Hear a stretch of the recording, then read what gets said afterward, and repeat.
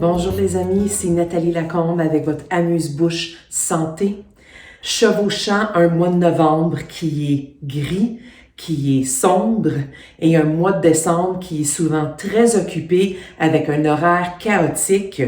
Pour diminuer les risques de fatigue mentale de fin d'année, on va diminuer les décisions. Alors, qu'est-ce que ça veut dire diminuer les décisions? Ça veut dire suivre des plans préparés, préprogrammés pour les gestes santé qui sont importants pour nous. Le premier geste santé, notre activité physique et notre mouvement. On va diminuer les décisions en choisissant un plan simple pour les 3 à 4 prochaines semaines.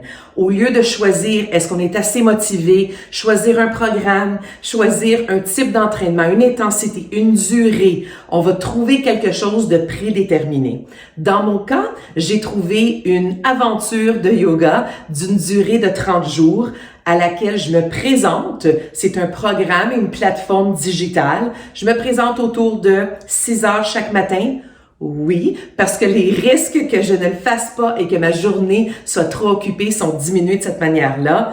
Et je pèse play et je fais l'entraînement qui a été prédéterminé pour moi à chaque jour ou presque pour les 30 prochaines journées. Est-ce que ça serait de faire une marche santé de 15 minutes à chaque jour ou presque à chaque jour? Est-ce que ça serait de suivre un plan avec votre entraîneur, avec votre instructeur au gym, un plan en numérique, en digital, une opportunité par vidéo, quelque chose comme ça? Vous choisissez maintenant et vous n'avez aucune décision à prendre pour les 30 prochaines journées. On va faire de même avec notre alimentation et la manière qu'on va se nourrir.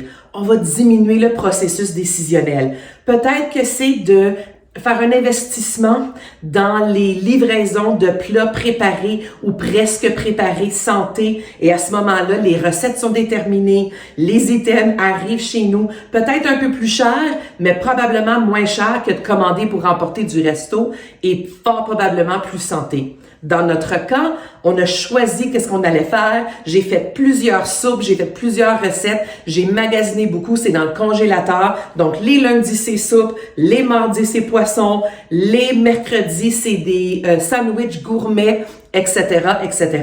Soit que c'est dans le congélateur, on n'a qu'à le mettre sur le comptoir ou le dégeler dans le réfrigérateur, ou bien ça se prépare en moins de 15 minutes.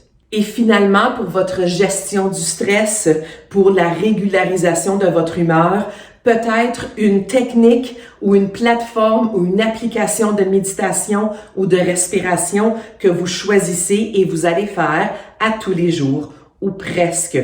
Un exercice peut-être de respiration. Plusieurs d'entre vous en ont déjà fait avec moi, qu'on va faire en début de journée, à l'heure du lunch et en fin de journée. De mon côté, c'est une application de méditation et j'en ai choisi une que j'aime bien qui dure environ 7 minutes. C'est la première chose que je fais en me réveillant le matin. Ça me met dans un état d'esprit et un état d'âme plus positif, plus serein avant d'entamer la journée. Alors, diminuez les décisions, faites vos choix maintenant et à ce moment-là, les décisions peuvent être sur les achats qu'on veut faire, les activités qu'on veut faire pendant le temps des fêtes, etc. Ça va diminuer la surcharge mentale. À très bientôt!